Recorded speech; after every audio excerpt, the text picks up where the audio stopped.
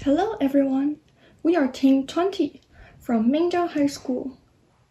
And our topic of the project is Steps to Power. We are standing in Taichung, the heart of Taiwan. In 2024, this station alone handled over 21 million passenger trips. That is millions of food staff creating kinetic energy that is simply lost. But what if we could harvest that energy? My name is Heidi, and I'm a journalist. Today, joined by Dr. Amy from company road staff and government officials Austin from the Ministry of Economy Affairs. We are presenting Step by Step, Taichung 2024. This is a data-driven proposal using real-world pedestrian flow data to optimize renewable energy in our urban landscape.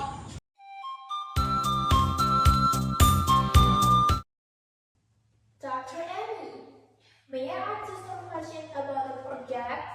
Sure. Many people are skeptical. Can human step really power a city? In some of your earlier lab reports, I saw a figure of 7 watts per step. That's impressive, but is it realistic for the street of Taichung? That's a great observation, Heidi. In a controlled lab environment, with a perfect strike, we can indeed hit a peak of 7 watts. But as data scientists, we cannot use perfect data for real-world planning. So, what is the real number for our 2024 project? Well, we have calibrated our model to 5.5 watts per step. 5.5 watts? Why the downgrade? It's not a downgrade, it's data calibration. We analyzed the demographic distribution of Taichung and calculated the average weight based on population proportions. Therefore, the result is 5.5 watts. For example, in areas like Yizhong Street, we have a high population of students who might weigh less than the average adult. In Taichung Station, people carry heavy luggage, which increases force but slows down the frequency. We applied a stochastic weighting to these variables. Our energy production model becomes much more reliable. We have rather under-promised and over-delivered to the city review. I see. So you're filtering out the ideal data to find the truth. Wait, Dr. Amy. Taichung is a busy city. It's not just people walking. What if a student on a skateboard zoomed past, or a delivery guy pushed a heavy cart over the top? Even a stray dog might run over it. Does the system just count everything as power? That's a brilliant question, Heidi. It still has many variables inside. In this case, we take it as a weight deviation. So every step count is the qualified step. That's the difference between a physics experiment and a data science project. Exactly. Based on this 5.5 watts average, we can get 1,890 joules per hour. Oh, okay. Then thanks for the interview.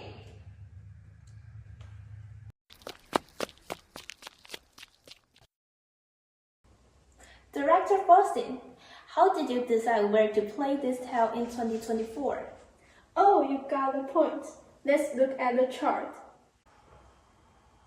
We analyzed the 2024 Taichung pedestrian survey.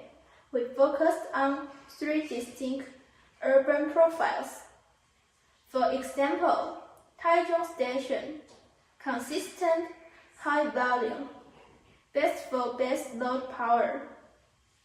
Xinguang and Top City, massive weekend spikes, perfect for storage stress testing. Yizhong Street, the student peak. Why is Yizhong Street so special in your data?